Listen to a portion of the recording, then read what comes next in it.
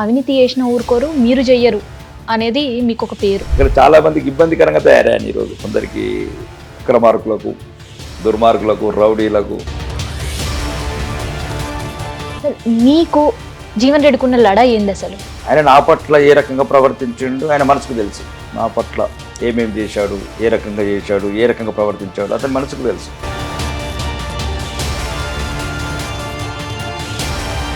గడిచిపోయిన జీవితం గురించి ప్రతిసారి ఎత్తి చూపితే ప్రజా జీవితంలోకి వచ్చినాము, ఎవరు మనం లాక్కరాలేదు, ఇంకా పడాలి. రాజకీయ ప్రత్యర్థులు, దిగజారుడు చర్యలు, దిగజారు చౌకబారు. కేసీఆరే తెలంగాణ బాపు, ఆయన లేకపోతే తెలంగాణ అనే రాకపోతుండే, మధ్యదశ ఉద్యమానికి ఆయన ఊపిరి పోషిండ్రు అనే మాటలు వింటున్నాం. భారతదేశానికి తెలంగాణకు జాతిపిత నుంటే ఎప్పటికైనా గుర్తించబడ్డ వ్యక్తి జయశంకర్ సార్. నిలువెల్లు గాయాల బిడ్డ, నిలువెల్లు స్వర్ణక్క రైలు పట్టాల కింద తలబెట్టుకున్న బిడ్డ, యాదిరెడ్డి మొయినాబాద్ యాదిరెడ్డి ఢిల్లీ వీధుల్లో ఉరిపెట్టుకున్న బిడ్డ, కిసాన్ రెడ్డి గొంతు కోసుకున్న బిడ్డ, వేలాది కానిస్టేబుల్ స్టేజ్ కాల్చుకున్న బిడ్డ. వీళ్ళందరండి. గద్దరన్నకు ప్రతిపాదన పంపించిన, గోరెటి ఎంకన్నకి ప్రతిపాదన పంపించిన, ఇయ్యలేదు గవర్నమెంట్. మేము చెప్పిన వాళ్ళకి ఎందుకు ఇయ్యది? నాకు గద్దరన్న గజ్జ అంటే ఇష్టం, నేను బహిరంగంగా చెప్తున్నాను. గోరెటి ఎంకన్న పాట అంటే ఇష్టం. రెడ్డిలకు అన్యాయం జరిగిన పోరాడిండు, బ్రాహ్మణులకు అన్యాయం జరిగిన పోరాడిండు ఒక సామాజిక సమస్యల మీద. కాబట్టి 30 సంవత్సరాల నిరంతర ఒక పోరాట యోధుడు ఆయన. ఈ తెలంగాణలో పద్మశ్రీ కాదు, అవార్డు కూడా ఆయనకు చిన్నదే. వాళ్ళ ఫ్యామిలీస్ రాజకీయాలు ఉండే వాళ్ళు ముందుకు పోయి వచ్చుడు అనేది క్వైట్ కామన్ గా చూస్తాం, కానీ అట్లా కూడా లేరు కదా. ఎవ్వరు లేరు. స్వతగా మీరే ఫస్ట్ స్టెప్ ఇన్. అంటే మా మేనమామ సర్పంచ్ ఉండేవాడు, అంతే తప్ప ఇప్పుడు నాకు 30 సంవత్సరాల నుంచి అసలు రాజకీయం తెలియదు, అవన్నీ విషయాలు తెలియవు. ఓకే, అదే చెప్తున్నాను కదా. నేను అనేది ఏంటంటే మనము తలిచినది జరగలేదు, అనుకోనిది జరిగింది. అదేదో దేవుడి నిర్ణయం. దేవుడి నిర్ణయం ఏది ఇచ్చినా స్వీకరించాలనుకునే మనస్తత్వం కాబట్టి కష్టాలనే ఇష్టంగా స్వీకరించిన నేను, కన్నీళ్ళనే తాగి బతికినోడిని. నాకు ఇంకా దీన్ని స్వీకరించాల్సిందే కదా. కష్టాలు కన్నీళ్ళకి ఇంత మంచి ఉన్నతమైన హోదా, గౌరవనీయ ఆర్మూర్ శాసనసభ్యుడు, గన్మెన్లు, నెలకు 2,50,000 జీతము, ఏసీ క్వార్టరు. మరి ఇదంతా ఇంత గౌరవమైన హోదా దేవుడిచ్చినప్పుడు నియోజకవర్గ ప్రజలకు అక్కడ ఉన్న మౌలిక వసతులు కావచ్చు, అవన్నీ అభివృద్ధి చేయడానికి ప్రజల గురించి పాటుపడాలి కదా. విద్య కావచ్చు, వైద్యం కావచ్చు. ఇప్పుడు మా దగ్గర ఒక నందిపేట నగరంలో హాస్పిటల్ కూడా లేదు. ఇప్పుడు హాస్పిటల్ శాంక్షన్ అవుతుంది, 30 పడకల హాస్పిటల్ ఎక్స్టెండ్ అయింది. ఇంకా కొన్ని పిహెచ్సి శాంక్షన్ అయినాయి. ఇంటిగ్రేటెడ్ ఒక సుమారు 5,000 మంది పిల్లలకు ఒక 200 కోట్లతోని ఇంటిగ్రేటెడ్ ఇంటర్నేషనల్ స్కూల్ శాంక్షన్ చేయించాను. రాజకీయం అంటే ఏదో గన్మెన్లు పెట్టుకొని మురిసిపోతుంది కాదు కదా. ఏ ప్రజలనైతే మనం ఎన్నుకున్నారో వాళ్ళ నిర్ణయం ద్వారా 3 నెలలనే 30,000 ఓటుతో గెలిపించారు. వాళ్ళ నిర్ణయాన్ని అమలు చేయకూడదు. ఒక మంచి శాసనసభ్యుడిగా పేరు తెచ్చుకోవాలని కోరిక. దాంట్లో ఇప్పటివరకు అయితే సక్సెస్ అయినని అనుకుంటున్నాను నేను నా వ్యక్తిగతంగా. అయితే ఇక్కడ ఇంకొకటి, ఎవరు అక్కడ అంటే మీకు సంబంధించిన నియోజకవర్గంలో అవినీతి చేసిన ఊరుకోరు, మీరు చెయ్యరు అనేది మీకు ఒక పేరు. సో ఏది చేసినా కూడా లీగలైజ్గా ఉండాలి, ఏది చేసినా కానీ ట్యాక్స్ పేయర్గా మనం ఉండాలి అని. నిజమేనా? మీరు కూడా వ్యక్తిగతంగా ఈ దేనికైనా కూడా ట్యాక్స్ పే చేసే తీసుకుంటారు అనేది? అని కాదు, అన్ని కొద్దిగా లీగల్గా ఉండమంటాను అంతే. ఇంకా నేను ఎందుకు అంటే ఆ ట్యాక్సీలకి ఇట్లా అయితే పేద ప్రజలకు ఏదైనా బాత్రూమ్లు కట్టచ్చు, పేద ప్రజలకు బస్ స్టాండ్లు కట్టచ్చు, ఏదో ఒకటి చేయొచ్చు కదా. ఇప్పుడు ఉదాహరణకు అక్కడ చాలామందికి ఇబ్బందికరంగా తయారయ్యాను ఈరోజు. కొందరికి అక్రమార్కులకు, దుర్మార్గులకు, రౌడీలకు ఈరోజు ఒకటి కంట్లో నలసై ఉన్నాను నేను. కాబట్టి తప్పదు, నేను ఎన్నుకున్న దారే ఇది.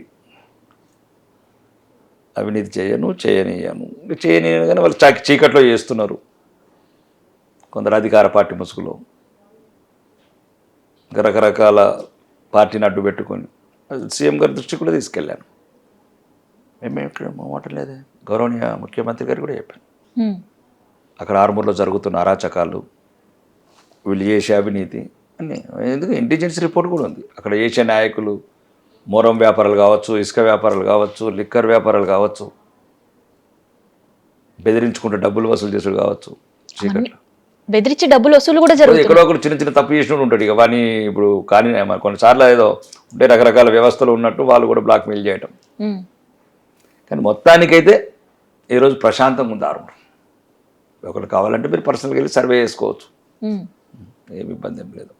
92 పల్లెలు బ్రహ్మాండంగా వాళ్ళ బతుకులు వాళ్ళు బతుకుతున్నారు. అసలుకి నిజంగా నియోజకవర్గం గురించి ముచ్చట వచ్చింది కాబట్టి మిమ్మల్ని అడుగుతున్నా, అసలు మీకు జీవన్ రెడ్డికి ఉన్న లడా ఏంది అసలు? ఏం లేదు, వ్యక్తిగతంగా ఏం లేదు, రాజకీయ వైరమే. ఆయనకు మాకేముంటుంది. ఆయన జీవన్ రెడ్డి గారు వచ్చి ఏమంటారు భారత రాష్ట్ర సమితి, అది బీఆర్ఎస్ పార్టీ నాయకుడు, నేను బీజేపీ నుంచి నాయకుడిని. ఆయన ఏదైనా అనుకుంటే నాకు ఆయన మీద ఏం లేదు, నాకు రాజకీయ వైరమే ఆయనతో. ఆయన నా పట్ల ఏ రకంగా ప్రవర్తించిండు ఆయన మనసుకు తెలుసు. నా పట్ల ఏమేం చేశాడు, ఏ రకంగా చేశాడు, ఏ రకంగా ప్రవర్తించాడు అతని మనసుకు తెలుసు. కానీ అతని పట్ల ఎన్నడూ కూడా నేను ప్రవర్తించలేదు. లడా ఏం లేదు, కోపం ఏం లేదు. ఆయన మీద కోపం ఎందుకు ఉంటుంది నాకు? ఆ కోపమే కదా 30,000 ఓట్లతో గెలిచాను. కోపాన్ని ఇలా చూపించాలి, ఇలా చూపించాలి, అంతే కదా. ఇప్పుడు అతను కూడా రాజకీయ రంగంలో ఉండాలనుకుంటే ఒక మంచి ప్రతిపక్ష పాత్ర పోషించి నేను ఏదైనా తప్పులు చేస్తే ఎండగట్టాలి. లేదు మళ్ళీ చీకట్లో చేసే పనులు చేస్తూ ఉంటే ఇక దేవుడి నిర్ణయం తీసుకుంటాడు. అది జీవన్ రెడ్డి కావచ్చు, వినయ్ రెడ్డి కావచ్చు. జీవన్ రెడ్డి అయినా వినయ్ రెడ్డి అని పెద్ద తేడాలు ఏం లేదు కదా. అయితే ఇక్కడ రాజకీయానికి సంబంధించి ఎంత దిగజారి ప్రవర్తనలు చూస్తున్నామంటే, రాజకీయ కోణంలో ఉన్నప్పుడు ఒకప్పుడు అక్కడ జరిగే నియోజకవర్గంలో జరిగే తప్పులు కావచ్చు, లేదంటే జరగకపోయే పనులు కావచ్చు, అవి ఎత్తి చూపించేవాళ్ళు. కానీ ఇప్పుడు పర్సనల్గా కూడా వ్యక్తిగత విషయాలపైన కూడా పబ్లిక్లో చెప్పడం, వాళ్ళ ఫ్యామిలీస్ గురించి డిస్కస్ చేయడం, ఇవన్నీ విన్నప్పుడు ఎట్లా అంటే వినే వాళ్ళకే చాలా ఎబ్బట్టుగా అనిపిస్తుంది. అడిగే జర్నలిస్టులకు కూడా కొంత ఇబ్బందిగా అనిపిస్తుంది ఆ ప్రశ్నలు అడగాలి అంటే కూడా. సో ఇవన్నీ మీ విమర్శలు వినేటప్పుడు, వీళ్ళు దాన్ని స్ప్రెడ్ చేసేటప్పుడు అన్న నీకేమనిపించింది? అంటే వ్యక్తిగత జీవితం కొద్దిగా మొదట్లో ఇబ్బంది అనిపిస్తుంది, మాకన్నా ఎక్కువ ఇబ్బంది ఇంట్లో వాళ్ళు ఎక్కువ ఇబ్బంది పడతారు. కానీ మాకు అలవాటు అయిపోయింది, నాకైతే చాలా అలవాటు అయిపోయింది. చిన్నప్పటి నుంచి అవమానాలు, కష్టాలు, కాబట్టి పెద్ద ఏమనిపించదు నాకు. కానీ ఇంకా నన్ను ఉంటారు కదా, నాకు కూడా భార్య పిల్లలు ఉంటారు, వాళ్ళకి కొద్దిగా ఇబ్బందికరంగా అనిపిస్తుంది. మరి తప్పదు కదా, ప్రజా జీవితంలోకి వచ్చినాము, ఎవరు మనం లాక్క రాలేదు, మనం వచ్చాం ప్రజా జీవితంలోకి. ఇంకా పడాలి. రాజకీయ ప్రత్యర్థులు, దిగజారుడు చర్యలు, చౌకబారు, ఇట్లాంటి మీరు చెప్పిన చౌకబారు విషయంలో మనం దాని గురించి పెద్ద పట్టించుకోవద్దు. ఏదైనా ఉంటే మన దేవుడికి సమాధానం చెప్పుకోలేదు. కానీ మీరు చెప్పే మాటలకి చాలా తేలిగ్గా చెప్తున్నారు. అంటే రాజకీయ విమర్శలు చేసినప్పుడు గుండె గట్టి చేసుకునే, లేదంటే వాయిస్ గట్టి చేసి వాళ్ళని ఇది కాదు అది అని చెప్పే పరిస్థితి ఉంటుంది. కానీ వ్యక్తిగత జీవితం గురించి, గడిచిపోయిన జీవితం గురించి ప్రతిసారి ఎత్తి చూపితే ఇంకా పర్వాలేదు, మన దగ్గర పర్వాలేదు అట్లా అనుకోవచ్చు. మన దగ్గర ఇంకా పర్వాలేదు 100%. అమెరికా లాంటి దేశాలు ఇంకా దారుణంగా ఉంటుంది కదా. అప్పుడు మరి అట్లేం చేస్తాం? ఇప్పుడు గౌరవనీయ ప్రధానమంత్రి నరేంద్ర మోడీ గారినే వేరే రకాలుగా విమర్శిస్తున్నారు. ఒక విశ్వగురువు స్థానంలో ఉన్న ఒక విశ్వనాయకుడిని అన్ని మాట్లాడుతుంటే మనం ఎంత పడాలి? ఏముంటే తప్పదు. ఇప్పుడు ఇవన్నీ కొన్ని అంత డెప్త్గా ఆలోచించదు అవన్నీ. అయితేనే మనము, ఎందుకంటే ఎప్పుడు సరేనండి మంచిని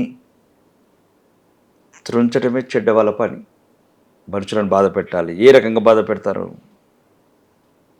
14 నెలలు అయింది నేను ఎమ్మెల్యేగా. ఒక అవినీతి చూడమను, లేకపోతే ఎక్కడ బంధుప్రీతి చెప్పమను, అవినీతి అని చెప్పమను, బంధుప్రీతి అని చెప్పమను, కులపిచ్చి అని చెప్పమను, లేకపోతే రౌడీజం చెప్పమను, అక్రమ కేసులు చెప్పమను, అన్యాయం చెప్పమను, అధికారం చెప్పమను, ఏం లేదే. మరి ఏదో ఒకటి తీయాలి కదా పాపం. వాళ్ళకు కూడా ఏదో ఒక రకంగా రాజకీయాలలో బతకాలి. రాజకీయమే వ్యాపారం చేసుకున్న నా ప్రత్యర్థులు, వాళ్ళ జీవితం అంతా రాజకీయమే, ఇంకా వేరే వ్యాపారం లేదా వాళ్ళకి. రాజకీయమే వ్యాపారం. నాకు వ్యాపారాలు ఉన్నాయి, వ్యాపారం చేసుకోవాలి, నా కుటుంబాన్ని చూసుకోవాలి. రెండోది అవినీతి లేకుండా నేను బతకాలి. ప్రజలకు పనికొచ్చే ఈరోజు తెలంగాణ అసెంబ్లీ నాకు గలం విప్పాలి. ప్రజా సమస్యల గురించి ఎప్పుడు నేను అంటే అధికారుల చుట్టూ తిరగాలి, మంత్రుల చుట్టూ తిరగాలి. ఇక అవన్నీ ఆలోచించుకుంటుంటే ఇట్లాంటి ఆలోచనల మీద పెద్ద ఇబ్బంది ఏముండదు, ఇట్లాంటి ఆరోపణల మీద దాని మీద ఏం పెద్ద ఎఫెక్ట్ కాదు. నీటి మీద బుడగలనేనా మీరు తీసుకునేవి అసలు విమర్శలు? దాన్ని పట్టించుకుంటే నీటి లేదు బుడగలేదు, ఉమ్. ఇంకా నీటి బుడుగా ఇంకా నీటి లేదు బుడుగా ఎక్కడికి వస్తుంది, వదిలేస్తారు. అంతే. ఇంకా కానీ ఇంట్లో పరిస్థితి ఏంటి? అదేముంటుంది, వాళ్ళు కూడా మమ్మల్ని చేసుకున్నప్పుడు వాళ్ళు ఇబ్బంది పడాలి, తప్పేముంది. ఆస్తులు తింటున్నప్పుడు కొద్దిగా అవమానాలు ఎదుర్కొంటే ఏమవుతుంది? అంటే ఆస్తులు అయితే తింటున్నారు కదా, మరి అవమానాలు కూడా ఎదుర్కోవాలా? అబ్బాయి ఉంటే అవన్నీ పెద్ద పట్టించుకోవద్దు. ఏ రకంగా ఒకటేనండి, ప్రజా జీవితంలో ఒక ప్రజానాయకుడిగా, ఉమ్. ఒక రాజకీయ నాయకుడిగా ఉండొద్దు అనుకుంటున్నాను నేను. ఒక ప్రజానాయకుడిగా ఉండాలనుకుంటున్నాను. రాజకీయ నాయకుడికి ప్రజానాయకుడికి చాలా తేడా ఉంటుంది. అవునా? రాజకీయ నాయకుడు ఎప్పుడు కుట్రలు కుతంత్రాలు, ఉమ్. వాడు ఎంతసేపు వాడనగానే ఇప్పుడు అన్నట్టు ఏదో ఫీల్ అయిపోయి వాడనగానే మనం ఏదో అనడం, మనం ఇవన్నీ మన స్థాయి కాని వ్యక్తుల గురించి, ప్రజలు తిరస్కరించిన వాళ్ళ గురించి కొంచెం ఎక్కువ ఆలోచించద్దు. ఇప్పుడు కొందరు ఇప్పుడు మార్మూర్ ప్రాంతంలో 20 సంవత్సరాల నుంచి అక్కడ ఉండుకుండా రాజకీయాలు చేస్తున్నారు. ఇంతవరకు ఒక చిన్న ప్రజాప్రతినిధి కూడా అయ్యింది లేదు వాళ్ళు. చెప్తున్నాను, 20 సంవత్సరాల నుంచి అక్కడ రాజకీయ రంగంలో ఉండి ఎన్ని రకాలుగా మోసం చేసినా, రాజకీయ పైరవీలు చేసినా వాళ్ళు ఒక ప్రజా ఆమోదం పొందలేకపోతున్నారు. అటువంటిది ఒక 3 నెలల్లో నన్ను నమ్మారు ప్రజలు, వాళ్ళ బిడ్డగా ఆదరించారు. నేను ఏ కోల్పోయిన ప్రేమ నా తల్లిదండ్రుల ద్వారా కావచ్చు, ప్రపంచం ద్వారా కావచ్చు, నా ప్రేమ మొత్తం తిరిగి ఇచ్చారు నా ప్రాంతం. కాబట్టి ఇప్పటికే ఆ 87 గ్రామాల ప్రజలు సంతృప్తిగా ఉంచాను. ఇంతకుముందు నేను రాకముందు మీరు వెళ్ళి అడగండి, అక్కడ ఉన్న ప్రాంతం ఎవరైనా పరిచయం ఉన్న వాళ్ళు ఉంటే పల్లెకి వెళ్ళండి. ఒకవేళ ఇప్పుడు ఉన్న శాసనసభ్యుడు పైడి రాకేష్ రెడ్డి రాకముందు మీ పరిస్థితి ఏంటి వెళ్ళి అడగండి. గుత్పల్లి అడగండి, అమరావతి తండాలు అడగండి, పల్లెల్లో అన్నిట్లు అడగండి, పెరిగిట్లు అడగండి, ఆర్మూర్లు అడగండి, అంకాపూర్లు అడగండి, ఈసపల్లిలు అడగండి, గగ్గుపల్లిలు అడగండి, దేగంలు అడగండి, మచ్చర్లు అడగండి, పిప్పిర్లు అడగండి. అయితే ఈ పైడి రాకేష్ రెడ్డి కేవలం ఆ నియోజకవర్గం మాత్రమే పరిమితమా? నో, నేను ఎప్పుడు కూడా నియోజకవర్గం గురించి మాట్లాడలేదండి. మీరు గమనించాల్సింది అంటే ఒక ఎమ్మెల్యేగా మాత్రమే ఉండిపోవాలా?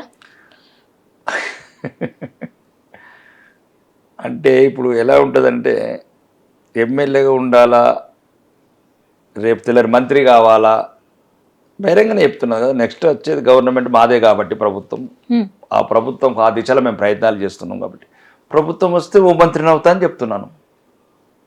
అది నాకుంటుంది కదా టార్గెట్. నీకెట్ట టార్గెట్ ఉంటుంది, ఒక యాంకర్గా, ఒక జర్నలిస్ట్గా నీకు కొన్ని టార్గెట్స్ ఉంటాయి. 1,00,000 మంది వ్యూవర్స్ ఉంటే 4 లక్షల మంది వ్యూవర్స్ని చేసుకోవాలి, 40 లక్షలు 4 లక్షలు 8 లక్షలు చేసుకోవాలి. మీకు ఒక గోల్ ఉంటుంది కదా, మీకు కూడా మీ జీవితాలకు గోల్ ఉంటుంది కదా. నాకు గోల్ ఉంది. ఐఎమ్ టుడే ఎమ్మెల్యే, నెక్స్ట్ 4వ శాసనసభల హోంమంత్రిగా ప్రమాణ స్వీకారం చేస్తాను. సహచరుడు ఎమ్మెల్యేతో చెప్తున్నాను, తప్పేముంది.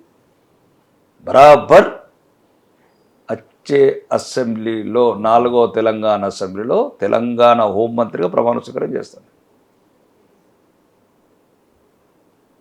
గోల్ లేని జీవితం ఎందుకండి? గోల్ లేని జీవితమే వృధా. అంటే ఎవరిది వారికి పెట్టుకోవాలి గోలు. ఒక కానిస్టేబుల్ హెడ్ కానిస్టేబుల్ కావాలనుకుంటాడు, హెడ్ కానిస్టేబుల్ ఎస్ఐ కావాలనుకుంటాడు, ఎస్ఐ సిఐ కావాలనుకుంటాడు. లేకపోతే నువ్వు జీవితాన్ని ఎంజాయ్ చేయలేవు కావ్య. లేకపోతే అటు పోవాలి ఇక. అంటే అదే ఆ హిమాలయాలు, ఆ గోరఖ్పూర్ హిమాలయాలలో పోయి వాళ్ళతో మంచిగా కలిసి ప్రశాంతంగా ఉండాలి. ఇక వాళ్ళకి ఏం అవసరం లేదు పాపం. జీవితంలో అన్ని వదిలేసుకొని స్వచ్ఛందంగా వదిలేసుకుంటారు, ప్రశాంతంగా ఉంటారు. ఎవరు? అదే సాధులు, ఋషులు వాళ్ళు. మరి ఇది మనము ఒక సంసారిక జీవితము, ఒక సొసైటీలో ఈ రకమైన రెస్పెక్ట్ ప్రొఫైల్లో ఉండాలంటే కంపల్సరీ మీకు గోల్స్ అవసరమే, టార్గెట్స్. మళ్ళీ ఎలక్షన్ రావాలంటే 5 సంవత్సరాలు, అటు ఇటుగా 4 సంవత్సరాలు, అంతేగా? అంతే. అంటే మనం 40 సంవత్సరాల నుంచి ఎమ్మెల్యే కాని పరిస్థితి ఏంది? 40 సంవత్సరాల నుంచి ఎమ్మెల్యే కాని పరిస్థితి ఏంటి? 40 సంవత్సరాల నుంచి ప్రజా జీవితం నుండి 4 సార్లు ఓడిపోయిన పరిస్థితి ఏంటి? వాళ్ళ పరిస్థితి ఏంటి? ఇట్లా చాలా కాన్ఫిడెంట్గా చెప్తున్నారు, అంటే నేనే నెక్స్ట్ హోమ్ మినిస్టర్ అని. అవును, బరాబర్. ఎట్లా బరాబర్? ఎందుకంటే ఇప్పుడు ఉండే పరిస్థితిలో ప్రధాన ప్రతిపక్షంగా ఇప్పుడు బీఆర్ఎస్ఏ ఉంది. ఎవరున్నారు అక్కడ? ప్రతిపక్ష నాయకులు ఏం లేడు, పడుకున్నాడు సంవత్సరం లేస్తలేడు. ఇప్పుడు బయటికి వెళ్ళాను, చూసినావా? మొన్నే కదా వచ్చిండు బయటికి. ఏ ఎమ్మెల్యే వచ్చిండు? నడొచ్చిందా? అనేది ఉద్యమం చేసేటట్లాడా? చేసిండా? హైడ్రా ఉద్యమం చేశాడా? మూసీ బాధితుల ఉద్యమం చేశాడా? లడ్చర్ల రైతుల ఉద్యమం చేశాడా? లేదు రుణమాఫీ గురించి రైతులు రోడ్డుకి తెచ్చాడా? సన్న వడ్లకు మాకు సగం వడ్లని అమ్మిన తర్వాత సన్న వడ్లకు కానీ బోనసులు ఇస్తున్నారంటే వచ్చాడా? మహిళలు 2500 ఎత్తలేరని అర్థనాదాలు చేస్తే వస్తున్నాడా? ఆటో డ్రైవర్లు ఉరిపెట్టుకుంటూ వస్తున్నాడా? దేనికి వస్తున్నాడు చెప్పండి కదా. 10 సంవత్సరాలు కులికాడు కదా సింహాసనం మీద, కనక సింహాసనం మీద. ఈరోజు మరి ప్రతిపక్ష నాయకుడిగా పాత్ర ఎందుకు పోషిస్తలేవు చెప్పండి కదా. మీరు చెప్పండి, ప్రజాస్వామ్యయుతంగానే అడుగుతున్నాను నేను. మాజీ ముఖ్యమంత్రి గారిని 1200 మంది బిడ్డల ఆత్మార్పణకు కారణమైన వ్యక్తిని రెచ్చగొట్టి మధ్యతరగతి పిల్లల్ని నీళ్లు నిధులు నియామకాలని చెప్పి తెలంగాణనంత అగ్నిగుండం చేసి ఉమ్మడి రాష్ట్రాన్ని విడగొట్టి 10 సంవత్సరాలు సాధించింది ఏంటి, చేసింది ఏంటి చెప్పండి మీరు. అధికారం లేకపోతే బయటికి రాని వ్యక్తి ప్రజల సమస్యల గురించి కొట్లాడతాడా? ఫామ్ హౌస్కే పరిమితం చేశాము పార్లమెంట్ ఎన్నికలలో, 0కే పరిమితం చేసినాం. ఎప్పటికీ కల్వకుంట్ల చంద్రశేఖరరావు గారిని అలా పార్టీని ఫామ్ హౌస్కే పరిమితం చేస్తాం. కేసీఆరే తెలంగాణ బాపు, ఆయన లేకపోతే తెలంగాణ అనే రాకపోతుండే, మధ్య దశ ఉద్యమానికి ఆయన ఊపిరి పోషిండ్రు అనే మాటలు వింటున్నాం. చెప్పేది కూడా బీఆర్ఎస్ పార్టీ అట్నే కదా. తెలంగాణ మలిదశ ఉద్యమానికి, తెలంగాణ ఉద్యమం ఎప్పుడు రగులుస్తూ ఉండటానికి స్ఫూర్తి నింపిన తెలంగాణ జాతిపిత జయశంకర్ సార్.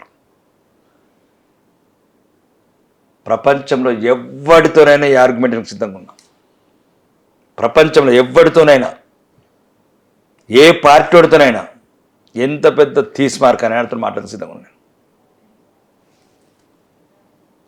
కేసీఆర్ ఉట్టం లేదా? ఎక్కడ మహోన్నత వ్యక్తి, దుర్మార్గులు 10 ఏళ్ళల్లో జయశంకర్ సార్ ఫోటో కానరాకుండా చేశారు, పేరు వినబడకుండా చేశారు ఈ దుర్మార్గులు. చెప్పండి, మీరు చరిత్ర చదువుకోలేదా? జయశంకర్ సార్ నూరిపోసిన స్ఫూర్తే కదా ఈ తెలంగాణ భావజాలం. మేధావులల్లా, విద్యార్థులల్లా 1969లలో తొలిదశ ఉద్యమంకి వెళ్ళి కూడా మళ్ళా దీపం మారకుండా తీసుకుంటూ వచ్చినడే జయశంకర్ సార్. ఈరోజు భారతదేశానికి తెలంగాణకు జాతిపిత నుంటే ఎప్పటికైనా గుర్తించబడ్డ వ్యక్తి జయశంకర్ సార్. ఒక బీసీ బిడ్డ జయశంకర్ సార్ మాత్రమే, కేసీఆర్ కాదు. నో, ఆ పదం వినడానికి కూడా ఇబ్బందికరమే. శ్రీకాంతచారి, నిలువెల్లు గాయాల బిడ్డ, నిలువెల్ల స్వర్ణక్క రైలు పట్టాల కింద తలబెట్టుకున్న బిడ్డ, యాదిరెడ్డి మొయినాబాద్ యాదిరెడ్డి ఢిల్లీ వీధుల్లో ఉరిపెట్టుకున్న బిడ్డ, ఇసాన్ రెడ్డి గొంతు కోసుకున్న బిడ్డ, వేలాది కానిస్టేబుల్ కిష్టైజ కాల్చుకున్న బిడ్డ. వీళ్ళందరండి వీరులు, ఆత్మార్పణ చేసిన వీరులు. వీళ్ళని నిరంతరం తెలంగాణ జాతి జ్ఞాపకం పెట్టుకోవాలి. కానీ కేసీఆర్కు స్థానమే లేదు నా ఉద్దేశంలో. ఆయన ఇవన్నీ వాడుకున్నాడు, కానీ వాడుకున్నట్లు ఒకటి ఒప్పుకోవచ్చు. నేనేమంటున్నా అంటే వీళ్ళందరినీ మర్చిపోయేటట్టు చేసిండు ఈయన.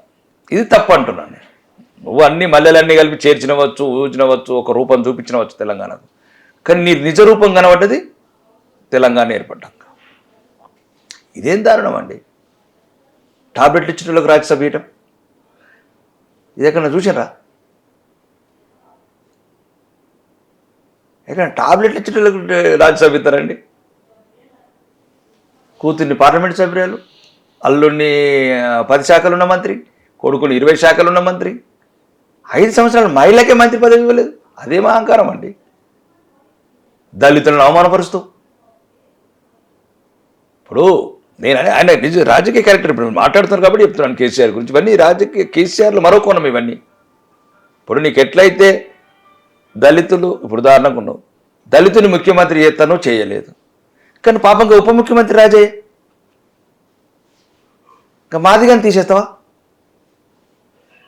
సంజయ్ శివకుంట మరదే నీ అల్లుడి మీద 1,00,000 కోట్ల అవినీతి వచ్చింది, మరి దానికి సమాధానం చెప్పు. చెప్పింది ఎవరు? నీ పార్టీ శాసనసభ్యుడు మైనంపల్లి హనుమంతరావు, నీ బంధువు. అది కూడా ఇక్కడ వెంకటేశ్వర స్వామి కొండ మీద ప్రమాణం చేసి చెప్పిండు నీ అల్లుడు 1,00,000 కోట్లు అవినీతి చేసిండని. మరి నీ అల్లుని బహిష్కరించవు. ఇప్పుడు ఈ రేస్ కార్ వచ్చింది కదా, ఏదో ఈ రేసు ఈ ఫార్ములా ఈ కార్ రేస్ని 55 కోట్లు, మరి నీ కొడుకుని బహిష్కరించవు. 5 నెలలు వేయించింది కదా మీ కూతురు కవిత గారు తిహార్ జైళ్ళకు, మరి బహిష్కరించవు పార్టీ నుంచి. మీరే అన్నారు కదా అవినీతి చేస్తే కొడుకైనా కూతురైనా ఎవరిని వదిలేది లేదని. దీనికి సమాధానం చెప్పాలా కేసీఆర్ గారు? ఇది ఒకటే ప్రశ్న. అవినీతి చేస్తే మీకు కావాలంటే వీడియోలో స్టేట్మెంట్ క్లిప్స్ పెట్టమంటే పెడతాను. కొడుకైనా కూతురైనా ఎవరిని వదిలే ప్రసక్తి లేదన్న. అల్లుడైనా కొడుకైనా ముగ్గురు అవినీతిలో దొరికిరు. ఆ ముగ్గురు నేను చెప్తావు చెప్పు, అప్పుడే నువ్వు నిజమైన నాయకుడివి. ఇది జయశంకర్ సార్ కావచ్చు, సకల జనుల సమ్మె కావచ్చు, వేలాది మంది విద్యార్థుల ఉద్యమాలు కావచ్చు, గజ్జగట్టిన కళాకారులు కావచ్చు, ఒక్కరు కాదు, గద్దరన్న కావచ్చు, జయరాజన్న కావచ్చు, గోరాటి వెంకన్న కావచ్చు, ఆ భావజాలంతో ఆ గజ్జల ఒక ఉద్రేకపూరితమైన ఒక భావజాలాన్ని పాటల రూపంలో ఏపూరి సోమన్న ఇట్లాంటి కవులు, విమలక్క, గజ్జె కాలిగట్టి గల్లీ తిరిగారు తెలంగాణ పల్లెలల్లో. వాళ్ళండి నిజమైన తెలంగాణ అంటే ఇదేమంటారు, తెలంగాణ సాధకులు. తెలంగాణని బిజినెస్ చేసుకున్నది కల్వకుంట్ల కుటుంబం. తెలంగాణ అనే పదాన్ని మార్కెటింగ్ చేసుకున్నది కల్వకుంట్ల కుటుంబం. ప్రపంచవ్యాప్తంగా మార్కెటింగ్ చేసినారు. కవిత గారు అయితే లండన్లో పోయి బతుకమ్మ ఆడతారు డాలర్ల గురించి, ఫండింగ్ గురించి. అవునా అంటే ఆస్ట్రేలియాలో చూడండి జాగృతి శాఖలు. ఏం జాగృతి అండి? మేము నిజామాబాద్ జిల్లా పార్లమెంట్ సభ్యురాలు ఆమె. 10 ఏళ్ళు ముఖ్యమంత్రి కూతురుగా ఆ జిల్లాని ఏకాఛత్రపతిగా మహారాణిలాగా వెళ్ళింది. 129 స్కూళ్ళ బాత్రూంలో ఆడపిల్లలు. అదేం పరిపాలన అండి? 11 సంవత్సరాల నుంచి 10 సంవత్సరాల పరిపాలన ఒక ఇల్లు కట్టలేదు. అక్కడ ఆస్ట్రేలియా పోయి ఇక జాగృతిలో బతుకమ్మ ఆడతారా? లండన్లో పోయి పైసలు వసూలు చేస్తారా? ఇదేందండి రాజరికం? తెలంగాణ సంస్కృతిని విదేశాలకు చూపించడానికే జాగృతి. అదే కదా సంస్కృతి. అవినీతి లేని సంస్కృతి చూపించు. అవినీతి సంస్కృతి ఎందుకు? నోళ్ళు చీరల బతుకమ్మ కానీ పట్టు చీరల బతుకమ్మ చేసింది కవితమ్మ. ఏ కేసులో అరెస్ట్ చేయరు చెప్పండి కవితమ్మ గారు? ఏ కేసులో అరెస్ట్ చేయరు? లిక్కర్. అదా జాగృతి సంస్కృతి? అదా తెలంగాణ సంస్కృతి? తెలంగాణ ప్రజలు కేసీఆర్ని మళ్ళీ క్షమించే ప్రసక్తి లేదు. క్షమించే ప్రసక్తి లేదు. ఆ అహంకారం, ఆ దొరతనం. అరే ఏందండి, వేలాది మంది ఆడబిడ్డలని ట్యాంక్ బండ్ మీద బట్టలు జిరిగేటట్లు కొడతారండి లాఠీ చార్జ్ ఆర్టీసీ కార్. 58 రోజులండి కండక్టర్లని డ్రైవర్లని ఒళ్ళు వలిగేటట్లు కొట్టిండ్రు ట్యాంక్ బండ్ మీద. అప్పుడేదో మళ్ళా పాట పెట్టారు, ఎలా బతుకుడు ఎట్లా బతుకుడు మళ్ళీ తెలంగాణలో. ఉమ్మడి రాష్ట్రం అనేది ఎప్పటికీ ఇక అది ఒక మర్చిపోయిన ఊహ. ఎందుకంటే ముందు కూడా మనం కలిసి లేము, మధ్యలో కలిసాం, మధ్యలో విడిపోయాం. మరి ఇప్పుడు ఎట్లా ఉంది కొత్త ప్రభుత్వం? ఇప్పుడు కొత్త ప్రభుత్వం గురించి చెప్పాలంటే దానికి ఇంకొక పార్ట్ 2. ఏది అంటే అని వినాశనానికి ఇంకెట్లా 1,40,000 కోట్ల అప్పయింది, మళ్ళీ పెంచుకుంటూ పోతున్నాడు. అవినీతి డబుల్ అయింది. అప్పుడు 5% ఉంటే ఇప్పుడు 10% అయింది. ఎటువంటి మాటలు తప్ప చేతగాని ప్రభుత్వం ఇది. ఇప్పటి వరకు 14 నెలల్లో ఒక కొత్త రేషన్ కార్డు ఇవ్వలేదు, కొత్త పెన్షన్ ఇవ్వలేదు, ఒక్క ఇల్లు ఒక ఇటుక కూడా పెట్టలేదు ఇప్పటి వరకు. ఇందిరమ్మ ఇల్లు అని ఆఖరికి పేరైనా మార్చుకోండి, ప్రియాంక గాంధీ ఇల్లు అని పెట్టండి, అట్లన్నా కడతారేమో చూద్దాం భయం. పాపం ఇందిరమ్మ లేదు కదా, పాప ఆమె ఎక్కడున్నదో ఏమంటుకుంటుందో అనుకోదని అనుకుంటుంటే భయం కూడా లేనట్లది. ఒక ఇందిరమ్మ ఇల్లు లేదు. మహిళలకు 2,500 ఇస్తామని మోసం చేసిన వాగ్దానం అది లేదు. వృద్ధులకు 4,000 పెన్షన్ ఇస్తామని ఇంతవరకు 4,000 రూపాయలు పెన్షన్ ఇవ్వట్లేదు. ఏం చేసిండ్రని ప్రభుత్వం? బీసీ డిక్లరేషన్ కామారెడ్డికి కట్టుబడే కదా పీసీ గులగన చేసిర్రు. నిన్న అసెంబ్లీ సాక్షిగా చేసిన సంబంధించిన ఏం చేసిండ్రు? 2011 లిస్ట్ చదివిండ్రు, 2016, 2024 చదివిండ్రు, లిస్ట్ చదివిండ్రు. ఏం చేసిండ్రు? 45 రోజులు పెద్ద టాస్క్ తీసుకొని చేసిండ్రు. 75 రోజులు చేసిండ్రు. 150 కోట్లు వేస్ట్ నీళ్ళలో పోసిండ్రు. 150 కోట్లతో 4 జిల్లాల కన్నా ఉపయోగపడుతుంది. ఒకటి కావ్య 42% రిజర్వేషన్ ఇస్తామన్నారు. ఇదేంటి ఇవ్వడద్దు అంటున్నాడు. మిమ్మల్ని ఎవరు ఆపినరు ఎవరు మిమ్మల్ని? ఇప్పుడు మంత్రివర్గంలో ఇవ్వండి కదా, ఇప్పుడు 6 మంత్రులు జాయిన్ చేసుకోవాలి కదా, మరి ఎవరు రెడ్డిల ఓసీలకు ఎట్టించారు? ముఖ్యమంత్రి ఓసే, లేజిస్లేషన్ మినిస్టర్ ఓసే, ఇరిగేషన్ మినిస్టర్ ఓసే, R&B మినిస్టర్ ఓసే, పంచాయతీరాజ్ ఇంకా ఎవరు ఉంటారు ఆయన జూపల్లి ఎక్సైజ్ మినిస్టర్ ఓసే, అగ్రికల్చర్ మినిస్టర్ ఓసే, ట్రాన్స్పోర్ట్ మినిస్టర్ హౌసింగ్ మినిస్టర్ ఓసే. నేను చెప్పేది ఏం చెప్తున్నాను, మీరు మీకు చిత్తశుద్ధి ఉందా ఈ ప్రభుత్వంలో? కావ్య గారు ఇవన్నీ అది తెలంగాణ ప్రజలు తెలుసుకోవాల్సింది ఒకటే. మీరు దయచేసి నేను మాట అబద్ధమైతే చెప్పండి. 42% మీరు డిక్లరేషన్ ఇచ్చామండి. ఎవరు అంటున్నారు? నువ్వు సీట్లు ఇచ్చుకో కదా, సీట్లకి ఎవరు వద్దన్నారు? ఇప్పుడు మంత్రివర్గం ఉన్నది 18 మందిలా, ఈ 9 మంది బీసీలకి ఎవరు వద్దంటున్నాడండి? జనాభా పరిధి ఎవరు? రేపే బీసీకి ఓబీసీకి ముఖ్యమంత్రి అండి. మేము ఎట్లయితే బీజేపీ చెప్పినాం కదా, బీసీని ముఖ్యమంత్రి చేస్తామంటే ఒక బీసీని ముఖ్యమంత్రి చేస్తాం, మమ్మల్ని గౌరవించలేదు, ఆదరించలేదు, పక్కన పెడతాం. మరి ఇప్పుడు మిమ్మల్ని ఎవరు వద్దంటున్నారు? ఓబీసీని ముఖ్యమంత్రి చేయండి. మేమైతే ప్రధానమంత్రిని విశ్వనాయకుని చేసింది కదా భారతీయ జనతా పార్టీ. 11 సంవత్సరాలుగా ఒక బీసీ బిడ్డని ప్రధానమంత్రిని చేసి ఆయన పరిపాలన దక్షత వల్ల ఈరోజు ప్రపంచవ్యాప్తంగా గుర్తింపు తీసుకొచ్చింది కదా భారతీయ జనతా పార్టీ. ఒక విశ్వనాయకుడు అయ్యాడు కదా ఒక బీసీ బిడ్డ. ఒక షెడ్యూల్ తెగలకు చెందిన ద్రౌపది ముర్ము గారిని మేము ప్రెసిడెంట్ ఆఫ్ ఇండియా చేశాం కదా. మేము ఒక రామ్నాథ్ కోవింద్ గారిని రాష్ట్రపతిగా కూడా చేశాం కదా. అబ్దుల్ కలాం గారిని మైనారిటీని కూడా చేశాం కదా. ఇది భారతీయ జనతా పార్టీ. ఫస్ట్ భారతీయత, భారతీయులం అనే మూసాలనే పోతాం. దాంట్లో ఒక భాగం ఎక్కడెక్కడైతే ఉన్నదో భారతీయతలోనే కంట్రీ 1 కంట్రీ ఫస్ట్ అనే దాంట్లోనే భాగంలో పోతాం. ఎక్కడెక్కడైతే ఎవరెవరికి సరైన ఇంకేమి ఇస్తామండి భారతీయ జనతా పార్టీ. 10 సంవత్సరాలకు ఒక బీసీ ప్రధానమంత్రి, 11 సంవత్సరాలుగా 10 సంవత్సరాలకు ఒక SC ST ప్రెసిడెంట్. ఈ రెండే కదా ప్రధానమైన భారతదేశానికి. అదొక మోసపూరిత పార్టీ, దేశద్రోహ పార్టీ, దేశాన్ని జీల్చిన పార్టీ. కామారెడ్డి డిక్లరేషన్ కట్టుబడి ఉన్నాం, అందుకనే కులగణన సర్వే చేసినాం అంటారుగా. మరి ఆ సర్వేలు ఉన్నాయండి, సర్వేలకు ఏదో అసెంబ్లీ అంతా చర్చ చేసి కేంద్రంగా పంపిస్తున్నాం. నిన్ను ఎవడద్దన్నాడు అంటే ఎవరి మీద తుపాకీ పెట్టి పేల్చాలనుకుంటున్నావా? ఇప్పుడు నేను అంత పొద్దున్న నుంచి రాత్రి దాకా చదివినాం, చివరికి ఢిల్లీకి పంపిస్తున్నాం కేంద్రానికి. అంటే తెలంగాణ రాష్ట్రం ఒకటే ఉందా ఈ దేశంలో? తెలంగాణ రాష్ట్రం ఒకటి ఉందా? 30 రాష్ట్రాల సమూహం ఇది, కేంద్ర పాలిత ప్రాంతాల సమూహం, 145 కోట్ల జనాభా ఉన్న దేశం ఇది. దీన్ని ఒకటిగా ఉంచాలి, ఒకటిగా జీవనాధారం నడాలి. కాబట్టి భారతదేశంలో ఉన్న ప్రాధాన్యత మాకున్న ప్రాధాన్యతలు వేరే ఉంటాయి. దేశం 1000 సంవత్సరాలుగా బానిసత్వంలో చిక్కి విలవిలలాడిన దేశం ఇది. కోట్లాది మంది హిందువులు, దురహంకార విదేశీ ఆక్రమణదారులు, ముస్లిం ఆక్రమణదారుల వల్ల సుమారు 9 కోట్ల మంది హిందువులు చచ్చిపోయిన దేశం ఇది. బ్రిటిష్ వాళ్ళ చేతుల్లో అన్ని జాతులు చచ్చినాయి. అప్పుడు క్రిస్టియన్ చచ్చాడు, హిందూ చచ్చాడు, ముసల్మాన్ చచ్చాడు, దేశభక్తులు అందరినీ చంపిరాళ్ళు. 23 సంవత్సరాల నూనుగు మీసాల బిడ్డ ఉరిపెట్టుకున్నాడు, ఇంక్విలాబ్ జిందాబాద్ అనుకుంటా. అట్లాంటి నేరలు ఇది భారతదేశం. అదొక చెప్పలేమండి భారతదేశకున్న గాయాలు. ఈ దుర్మార్గులు, ఈ నెహ్రూ కుటుంబం దుర్మార్గుల కుటుంబం. అది దేశభక్తి లేని కుటుంబం, దేశ ప్రేమ లేని కుటుంబం, ఎటువంటి నైతిక విలువలు లేని కుటుంబం. రాహుల్ గాంధీ కాన్స్టిట్యూషన్ పట్టుకొని తిరుగుతున్నాడు. ఏ కాన్స్టిట్యూషన్? ఆ కాన్స్టిట్యూషన్ చింపింది నానమ్మ. కాన్స్టిట్యూషన్ మొత్తం చించేసే కదా ఎమర్జెన్సీ ప్రకటించింది దేశంలో. ఈ సోనియా గాంధీ గారు కదా, లమ్మనే కదా వక్ఫ్ చట్టాలు ప్రవేశపెట్టేది. ఈ కాంగ్రెస్ పార్టీ కదా ఈ దేశంలో ఉన్న మెజారిటీ ప్రజల హిందువులకు ఏదైతే వ్యతిరేకం ఉన్న బిల్లులను రాజ్యాంగ సవరణ చేసింది.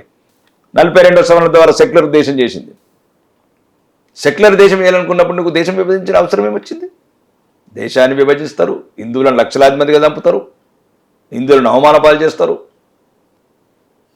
మరి Muslim personal board, Hindu personal board పెట్టలేదు, సనాతన ధర్మ బోర్డు పెట్టలేదు. వక్ఫ్ బోర్డు పెట్టినప్పుడు దేశ ద్రోహుల కుటుంబం, హిందూ ద్రోహుల కుటుంబం. ప్రపంచంలో ఉన్న ఒకే ఒక దేశంలో హిందువులను అడుగడుగును అవమానిస్తున్న పార్టీ, అవమానిస్తున్న కుటుంబం. చూడండి రాహుల్ గాంధీ ఎట్లా అవుతాడు మా దేశస్తుడు? తల్లి ఇటలీ దేశస్తురాలు, తండ్రి పార్సీ మతస్థుడు. మా దేశం కానోడు, మా మతం కానోడు మా హిందువులను అవమానిస్తాడా నిండు పార్లమెంట్లా? ఇదా ఒక ప్రతిపక్ష నాయకుడికి ఉండాల్సిన కనీస ఆలోచన విధానం మెజారిటీ ప్రజల పట్ల? హీరో అయిపోతావా గుడిచెల ఫోటో తీసుకొని? నీ ఆస్తులు తెలియదా మాకు? మీరు స్విట్జర్లాండ్ బ్యాంకులో దాచుకున్న లక్షలాది కోట్ల రూపాయలు తెలియదా మాకు? 60 ఏళ్ళు దేశాన్ని పట్టి పీడించారు కదా. ఈ చీప్ ట్రిక్స్ జిమిక్స్ బంద్ చేయి రాహుల్ జీ. अभी पहले का भारत नहीं है, अब का भारत है. हर हिंदू बदला लेगा कांग्रेस. రాష్ట్రంలో పరిస్థితి ఏంది? ఒక పక్క ఎస్టీ ఎస్సీ రిజర్వేషన్ కోసం కేంద్రం గ్రీన్ సిగ్నల్ ఇచ్చినా ఇంకా కూడా దాన్ని అట్లా నాంచిపెట్టడం.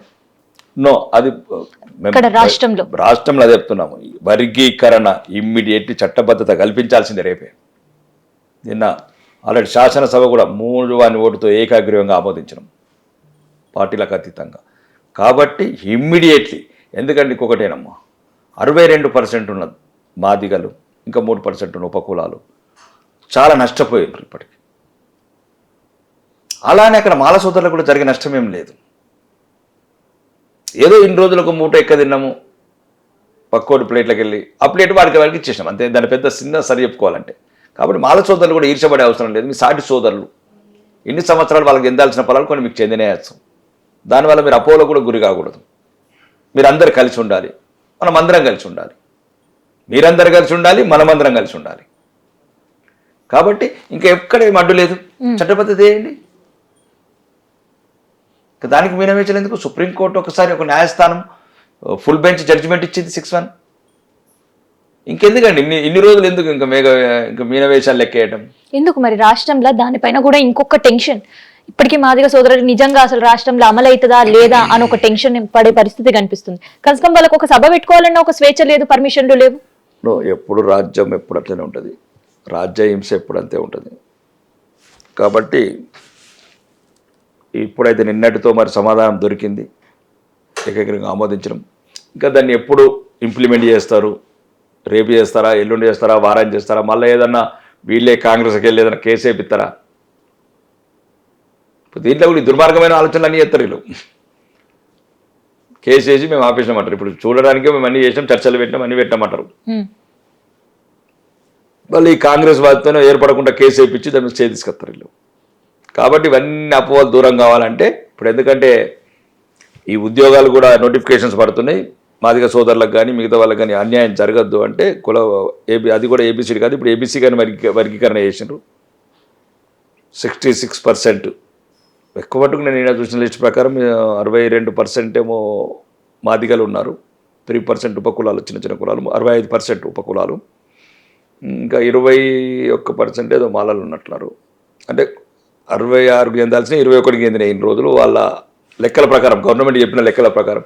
కాబట్టి ఈరోజు సమన్యాయం జరిగింది. కాబట్టి ఇన్ని రోజులు ఎవరైతే పోరాడినరో మందకృష్ణ అన్న లాంటి వాళ్ళు, ఈ ఉద్యమానికి ప్రధాన క్రెడిట్ మాత్రం మొత్తం మందకృష్ణకే పోతుందండి. మాదిగానే పదాన్ని కూడా ఒక ఉన్నత వర్గాల కనుక గౌరవంగా, పేరుకు గౌరవం తీసుకొచ్చిన వ్యక్తి మందకృష్ణ మాదిగ గారు. ఈ ఏబిసిడి వర్గీకరణ పోరాటం 30 సంవత్సరాలు, కొందరు పాపం ఆత్మార్పణ చేసుకున్నారు బిడ్డలు. వాళ్ళ ఆత్మలు శాంతించినాయని అనుకుంటున్నాను. ఇంకా కాంగ్రెస్ ఏదైనా కుట్రపూరిత చర్యలకు పాల్పడకపోతే. మందకృష్ణ అన్నకి పద్మశ్రీ ప్రకటించారు. గద్దరన్నకి ప్రతిపాదన పంపించిన, గోరెటి వెంకన్నకి ప్రతిపాదన పంపించిన, ఇయ్యలేదు గవర్నమెంట్, మేము చెప్పిన వాళ్ళకి ఎందుకు ఇయ్యది అనేదే ముఖ్యమంత్రిగా రేవంత్ రెడ్డి చేస్తున్న వాదన. ఇయ్యన్న వాళ్ళ దృష్టిలోకి నేను వెళ్ళను, కానీ ఓకే, నాకు గద్దరన్న గజ్జ అంటే ఇష్టం, నేను బహిరంగంగా చెప్తున్నాను. గోరెటి వెంకన్న పాట అంటే ఇష్టం. వ్యక్తిగా నాకున్న అభిప్రాయాలు, నేను పెరిగిన ప్రాంతం కావచ్చు, నేను పెరిగిన పరిస్థితులు కావచ్చు, ఆ గలాలకు, ఆ కళలకు ఆకర్షితునేవాడిని. అయితే ఇప్పుడు మందకృష్ణ మాదిగ గారికి ఇచ్చింది సామాజికంగా మార్పులకు. ఇప్పుడు 108 కావచ్చు, చిన్నపిల్లల ఆర్ట్ సర్జరీస్ కావచ్చు, అన్నిటికీ ఒక మాదిగ దండోర ఉద్యమంకే కాదు, ఆయన ఏబీసీ వర్గీకరణే కాదు, ఆయన సమాజంలో చాలా రుగ్మతలకు, ఈవెన్ రెడ్డిలకు అన్యాయం జరిగిన పోరాడిండు, బ్రాహ్మణులకు అన్యాయం జరిగిన పోరాడిండు ఒక సామాజిక సమస్యల మీద. కాబట్టి 30 సంవత్సరాల నిరంతర ఒక పోరాట యోధుడు ఆయన. ఈ తెలంగాణలో పద్మశ్రీ కాదు, అవార్డు కూడా ఆయనకు చిన్నదే,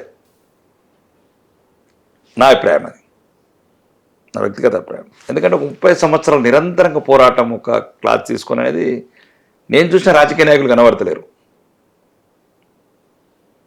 పార్టీలు మారుకుంటా మంత్రులైన వాళ్ళు, పార్టీలు మారుకుంటా ఎమ్మెల్యేలు అయిన వాళ్ళు, పార్టీలు మారుకుంటా ముఖ్యమంత్రులు అయిన వాళ్ళు, ఇట్లాంటి చరిత్రలు చూస్తున్నాను నేను. అటువంటి టైంలో 30 సంవత్సరాలు ఒక జాతి గురించి, జాతే కాకుండా సమాజంలో వచ్చిన ప్రతి సాంఘిక సమస్యలకు, అన్ని విద్యార్థుల గురించి కావచ్చు, చిన్నపిల్లల గురించి కావచ్చు. ఈరోజు ఆరోగ్యశ్రీకి ప్రధాన కారణం మందకృష్ణ మాదిగ. అది ఈరోజు కోట్లాది మందికి ఒక వరమైపోయింది. అంటే అట్లాంటి సంఘటనలు గుర్తుపెట్టుకొని మందకృష్ణ మాదిగకు పద్మశ్రీ ఇవ్వటం 100% సమంజసం. ఇక రెండోది, ఇంకా మిగతా వాళ్ళ అంటే అది ఏం దాంట్లో పద్మశ్రీ ఇవ్వడానికి ఏమన్నా ఉన్నాయా అంటే, నేను ఈ మధ్యన కొన్ని పేపర్లలో చదువుతున్నాను, గౌరవనీయ గద్దర్ గారి మీద ఉపా కేసులు ఉన్నాయి అని. నాకు కూడా తెలియదు, అది ఈ మధ్యన పేపర్లో చదువుతున్నాను. అంటే ఒకప్పుడు గద్దర్ అన్న ఆ ఉద్యమంలో ఉన్నప్పుడు జరిగిన కేసులు, చివరి టైంలో నాకు తెలిసి మా ఇంటికి కూడా వచ్చాడు. గద్దర్ అతను మంచి అనుబంధం కూడా ఉంది నాకు. అంటే అతను ఉద్యమ టైంలో ఉన్న కేసులు ఇంకన్నీ అట్లనే ఇంకా కొట్టేయలేదు, ఉపా కేసులు ఏదో ఉన్నాయి, అంటే ఉగ్రవాద దాన్ని ఏమంటారు సెక్షన్స్ ఏమో చెప్పారు.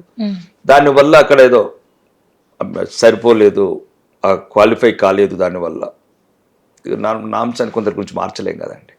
భారతదేశంలో అది ఎప్పటి నుంచో వస్తున్న నామ్సన్ ప్రకారం దాంట్లో కొన్ని తీసుకున్నట్లున్నారు. ఏదైనా గద్దరన్నకు పద్మశ్రీ అనేది కానీ, గద్దరన్న ప్రజాగాయకుడు, ప్రజా యుద్ధ నౌక అండి. గద్దరన్నకు అవార్డులు ఇచ్చే అవసరం లేదండి. గద్దరన్ననే పెద్ద అవార్డు. గద్దరన్న తెలంగాణ ఆణిముత్యం. ఓకే, ఆయన ఏ ఉద్యమ బాటను ఎత్తుకున్నా, ఎన్నో సామాజికంగా ఎన్నో మార్పులకు లోనైన పాటలు, తన కలం నుంచి, తన గలం నుంచి, తన గజ్జ నుంచి ఉద్రేకం పొందిన నేల ఇది. ఈరోజు ఓకే, ఎవరి వ్యక్తిగత అభిప్రాయాలు ఎవరైనా కానీ, నా గద్దరన్నని తెలంగాణ చరిత్రతో విడదీయలేమండి. వ్యక్తిగతాలకు నేలను. అయితే నిన్న బీసీ సంబంధించిన ఏదైతే లిస్ట్ క్యాస్ట్ సెన్సస్ జరిగిందో అందులో బీసీలకి సమాజానికి అన్యాయం జరిగింది అంటే, బీసీ ఉండాల్సిన వాళ్ళు దాదాపు 21 లక్షల మంది మిస్ అయిపోయినరు. ఈవెన్ వాళ్ళు మిస్ అవడే కాదు, తెలంగాణ జనాభా కూడా మిస్ అయిపోయింది అనే వాదన వినిపిస్తుంది. అండ్ ఇంకొకటి ఏంటంటే, క్యాస్ట్ సెన్సస్ లో బీసీ సంఖ్య తగ్గించిర్రు, ఓసీల సంఖ్య పెంచిర్రు అనేది బయట లొల్లులు జరుగుతున్నాయి. దాన్ని కూడా నేను ఖండించాను. నేను అది పెరిగితే అందరు రేషియో ప్రకారం పెరగాలి, తగ్గితే అందరు రేషియో ప్రకారం తగ్గాలి. అందుకోసం చెప్పాను కదా నేను. ఇప్పుడు పెరిగితే అందరు ఆ రేషియో ప్రకారం పెరగాలి, తగ్గితే అన్ని బీసీలు, ఎస్సీలు, ఓసీలు కూడా ఆ రేషియోనే తగ్గాలి. అంటే ఫ్యామిలీ ప్లానింగ్ కొందరికి లేదు కదా, ఫ్యామిలీ ప్లానింగ్ కూడా అందరికి ఉంది, అన్ని రకాలుగా ఉన్నది. కాబట్టి అదొక మోసపూరిత కులగణన అని చెప్పాను నేను, బహిరంగంగా చెప్తున్నాను, ఇప్పుడు కూడా చెప్తున్నాను. ఎందుకంటే ఆ అంకెలు కూడా పొంతలేవు. 2011కు, 2016కు, 2024కు అంటే అధికారులు ప్రలోభ పెడుతున్నారు అధికారులని. మంచి నిజాయితీ అధికారులు లేకని మధ్య అంతా వాళ్ళు కూడా ఈ రాష్ట్రంలో అధికారంలో ఉన్న నాయకత్వం ఏది చెప్తే తినటం, ఆ రకంగా బయట కావడం వల్ల తప్పుడు లెక్కలు వచ్చినాయని నా అభిప్రాయము. కాబట్టి ఇట్లాంటి లెక్కలన్నీ పర్ఫెక్ట్గా రావాలంటే పక్క రాష్ట్రాలకి వెళ్ళి అధికారులను తీసుకొచ్చుకోవాలి. అంటే ఇప్పుడు ఉండే ప్రజెంట్ కాంగ్రెస్ గవర్నమెంట్కి ముస్లింల ఓటర్లు కావచ్చు, లీడర్ల అండదండలు ఉన్నాయి కాబట్టి నెక్స్ట్ 4 years కూడా మేమే రాష్ట్రాన్ని వెళ్తాం, అందుకని డిక్లరేషన్ ప్రత్యేకంగా ముస్లిం బీసీలను తెచ్చిర్రు అనే వాదన వినిపిస్తుంది. సో బీజేపీ ఎట్టి పరిస్థితుల్లో వాళ్ళు చాలా వ్యతిరేకంగా ఉన్నారు అనేదే వాదన. ఒక్క రాష్ట్రంలో ఉన్నది ఎంత 3 రాష్ట్రాలలో కాంగ్రెస్, నెక్స్ట్ అయితే 3 రాష్ట్రాలలో కూడా ఉండదు, ఇంకా అయిపోయింది. ఎన్ని ఎత్తులు వేసినా వీళ్ళకి ఒకటి రాహుల్ గాంధీ గారు విదేశీ శక్తుల చేతుల్లో ఏజెంట్గా అయ్యాడు. ఆయన మాట్లాడే మాటలు, రాజ్యాంగాన్ని అవమానించే మాటలు, విదేశాలకు వెళ్ళి దేశాన్ని అవమానించే మాటలు. మీరు రాహుల్ గాంధీ ఈ మధ్యన 10 ఏళ్ళు ఇచ్చిన అతను మొత్తం చూడండి స్టేట్మెంట్స్, ఒక దేశద్రోహికి ఉండాల్సిన లక్షణాలు మొత్తం ఉన్నాయి. ఆయన దేశ రాజ్యాంగంతో కొట్లాడుతున్నట్టు మొన్న ఈ మధ్యన స్టేట్మెంటు, లేకపోతే శక్తిశీల అడ్రై అంటున్నాడు, సంవిధానశీల అడ్రై అంటున్నాడు. ఆయన ఏం మాట్లాడుతున్నాడు అంటే దీన్ని బట్టి అర్థం ఏమవుతున్నది, దేశ రాజ్యాంగంతో కొట్లాడుతున్నావు అంటే బయటి దేశాల శక్తులు నీకు వస్తున్నట్లు డబ్బులు. శక్తిశీల అడ్రై అంటే హిందువులను అవమానిస్తావు అనుకుంటున్నావు, ఇంకా హిందువులను ఎప్పుడు బతకనియ్యవు నువ్వు అధికారంలోకి వస్తే. భారతదేశంలో ఉన్న ప్రజలు, మరి ముఖ్యంగా ఉన్న తెలంగాణ ప్రజలు రాహుల్ గాంధీకి గుణపాఠం చెప్పాలంటే రాహుల్ గాంధీ అత్తే మాత్రం హిందువులను బతకనియాడు. ఇది రాసి పెట్టుకోండి. ఔరంగజేబు కన్నా హింసిస్తాడు మనని. ఔరంగజేబు ఏమో పానాలు తీసేశాడు, కానీ రాహుల్ జేబేమో మొత్తం హిందువులని అన్ని రకాలుగా అడుగడుగున అవమానిస్తాడు. ఇది మాత్రం దృష్టిలో పెట్టుకోండి. ఈ మధ్యన అతను పార్లమెంట్లో మాట్లాడిన మాటలు కావచ్చు, ఈ మధ్యన మాట్లాడుతున్న దేవతలకు అగ్నిస్ట్గా కావచ్చు, రాజ్యాంగంకు వ్యతిరేకం కావచ్చు, ఇది నేను చెప్పిన ఆయన స్టేట్మెంట్స్ ఇవి. సరే, ఆయన స్టేట్మెంట్ ఓకే. ఇప్పుడు అట్లా అంటే సొంత పార్టీలో ఉండే కాంగ్రెస్ వాళ్ళే రెడ్డిల పైన విపరీతమైన విమర్శలు గుప్పిస్తున్నారు. అది అది వాళ్ళ విజ్ఞతకు వదిలేయాలి. ఆయన గౌరవనీయ చింతపండు నవీన్ అలియాస్ తీన్మార్ వాళ్ళ గురించి మీరు అడగదాల్సిన డైరెక్ట్ అడగండి. సొంత పార్టీ నుండి ఆయన్నే. నీకు ఎవరైనా సరే వ్యక్తిగతంగా రెడ్డిలు నష్టపరుస్తుంటే రెడ్డిలు తిట్టాలి, తప్పలేదు. దొంగ నా కొడుకుల్లారా అనే పదాలు అది కరెక్ట్ కాదు. ఆ భాష కొన్నిసార్లు ఇబ్బందికరంగా ఉంటుంది, తప్పు, అది తప్పు. రెండోది కూడా నేను చెప్తున్నాను కదా, ఆయన బీసీ గాడు.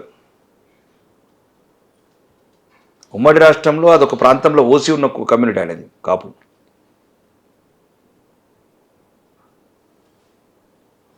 తిన్మార్ మల్లన్న గారు బీసీ కాదు, ఓసీ. ఇప్పటికి కూడా ఆంధ్రప్రదేశ్లో అది ఓసీ కింద ఉంది కాపు. మరి అప్పుడు తెలంగాణ ప్రాంతంలో అది ఎలా ఉంచారో ఏంటో మరి అంత డెప్త్గా నేను వెళ్ళదలుచుకోవాలి సబ్జెక్టు. కానీ మేము ఎందుకంటే ఓసీలు బీసీలు తక్కువ ఉంటాం, మేము భారతీయులుగా హిందువులుగానే ఎక్కువ ప్రాధాన్యత ఇస్తాం కాబట్టి. సరే, భారతీయులుగా ప్రాధాన్యత ఇచ్చిన ఒక వర్గానికి సంబంధించి వాళ్ళపైన అసలు మీ ఓట్లే మాకు అవసరం లేదు. కొందరు వ్యక్తుల వల్ల ఏమవుతుందండి, ఆ పదాలు మంచిది కాదు. అందరినీ ప్రజాస్వామ్యంలో ఈ దేశం ఇదేనండి. ఈ కులపిచ్చి వల్లనే దేశం విచ్ఛిన్నమైంది. ఈ కులపిచ్చి వల్లనే దేశం బానిసత్వంలోకి వెళ్ళిపోయింది. ఐక్యత లేనందువల్ల ఈ కులపిచ్చి వల్లనే భారతదేశం 1000 సంవత్సరాలు అన్ని రకాలుగా నష్టపోయింది. కాబట్టి నా వ్యక్తిగత అభిప్రాయం ప్రకారం మాత్రం ఈ మాట్లాడే పదాలు కావచ్చు, ఓట్లు అవసరం లేదు, వీటిలో అవసరం లేదు అనే పదాలు కరెక్ట్ కాదు. ఒక ఎమ్మెల్యేగా రాకేష్ రెడ్డి అన్ని ఇంటర్వ్యూ చేస్తున్నా, ఫర్దర్ రాకేష్ రెడ్డి అని ఎట్లా చూడొచ్చు, రాజకీయాల్లో ఎలాంటి పదవుల్లో చూడొచ్చు? మళ్ళీ మీకు అదే చెప్తున్నా, నాకు పెద్దదద్దు చిన్నదద్దు, నాకు హోంమంత్రి ఒకటే కావాలా, ఇంకేమొద్దు. జబ్ దిగా తుమ్ హైదరాబాద్ తెలంగాణ కైసా సెట్ అవుతా వైసా సెట్ అవుతా పూరా రేసు గుర్రం సినిమా చూడు, అట్లుంటుంది. ఇక అంటే నేను అనేది ఏంటంటే, ఇప్పుడు నేను 14 నెలల్లో చూస్తున్నా ఈ పోలీస్ వ్యవస్థని అన్ని కంట్రోల్ చేస్తున్నది, పేదవారిని భయపెడుతున్నది, అమాయకుల్ని ఇబ్బంది పెడుతున్నది. ప్రతి చోట పోలీస్ యూనిఫామ్ ఇన్వాల్వ్ అవుతున్నది. ఏ సామాన్య ప్రజలకైతే సేవ చేయాల్సిన డిపార్ట్మెంట్ ఆ సామాన్య ప్రజలను భయపెట్టడానికి ఉచ్చుకొలుపుతున్నారు. దీంట్లో వీళ్ళు పావులయ్యారు. మంచి అధికారులు కొందరు ఉన్నారు, కానీ మొత్తం మెజార్టీ యూనిఫామ్ రాజకీయ నాయకులకు మడుగులు వస్తున్నారు అడుగులో. ఇది కరెక్ట్ కాదు. మరీ ముఖ్యంగా హిందువుల పట్ల వ్యతిరేకత భావంతో ఉన్నారు. హిందువుల గుళ్ళున పట్టించుకోరు, హిందువుల అమ్మాయిలను లవ్ జిహాద్ చేసినా పట్టించుకోరు. కానీ అదే ముస్లిమ్స్కు చిన్న ముళ్ళు వస్తే అక్బరుద్దీన్ కన్నా ముందు వీళ్ళే పోతారు పోలీసులు తీయదందుకు. ఇలా చట్టము, ఇలా యూనిఫాము, ఇలా లాఠీ చాదరగాడి తర్వాత పనిచేయదు. అదేంటన్నా? అదే అదే అడుగుతున్నాను. చాదరగడ్డ తర్వాత అది ఎందుకు ఇట్లా వీక్ అయిపోతుంది. ఇక్కడ ఒక నాగుంబాము ఉంటుంది, ఇట్లా చాదరగడ్డ పిడితగిన అదేమో మా చిన్నప్పుడు మా ఊర్లలో నీరు కట్టానే వాళ్ళం, అంటే విషం ఉండదు అన్నట్టు, నీళ్ళలా తిరుగుతుంది అది పాము. మా మీద బుసలు కొడుతుంది ఈ యూనిఫామ్. ఈ కొత్త సిటీ రాగానే ఈ తెలంగాణ అంతే, మా హిందువులు ఎక్కడుంటే అక్కడ మళ్ళీ బయసకోగానే మళ్ళీ ఇట్లా అవుతుంది నాగిని. కాబట్టి ఇవన్నీ సెట్ చేస్తాయి డిపార్ట్మెంట్లో కూడా మంచి అధికారులు ఉన్నారు, నిజాయితీ పరులు, ధైర్యం ఉన్న అధికారులు ఉన్నారు. వాళ్ళందరినీ లూప్ హోల్స్లో పెట్టినారు, లూప్ లైన్లో పెట్టినారు. అందరి లూప్ లైన్లో పెట్టిన అధికారులందరికీ తెలంగాణలో మంచి మంచి పోస్టులు ఇచ్చి ఒక నికాసైన అధికారిని డీజీపీగా పెట్టి హిందూ ముస్లిం క్రైస్తవులు అందరూ ఒకటే అని చూపిస్తా. చేయమని లవ్ జిహాదులు చూస్తాను నచ్చినాక చేయమని ఒక్కనన్నా బ్లాక్మెయిల్ చేయటం, ఆడపిల్లని సోషల్ మీడియా ద్వారా రకరకాల ఇబ్బంది పెట్టే పనులు చేయమని లవ్ జో అదే కాదు అమ్మాయిలను బెదిరించమని కాలేజీలలో చూద్దాం, బ్లాక్మెయిల్ చేయమని చూద్దాం. రౌడీలను కనబడమని ఇప్పుడు ఆర్మూర్లో ఒక్కడైనా కనబడుతున్నాడు, అటు తెలంగాణలో కనబడుతున్నావు చూడండి. ఆర్మూర్లో ఒక్కడైనా కనబడతాడు కదా, తెలంగాణలో ఒక్క రౌడీనా కనబడుతున్నావు చూడు. యోగిది పార్ట్ యోగిదే చూసిర్రు, యోగి కొడుకులారా ఒక్కొక్కడికి చెప్తున్నా, మొత్తం రోబోలాగా చూపిస్తాం మీకు సినిమా. రజనీకాంత్ సినిమా రోబో ఉన్నప్పుడు ఒకటే రజనీకాంత్ 100 రజనీకాంత్ రాస్తారు చూడు. 33 జిల్లాల 33 ఎస్పీలని,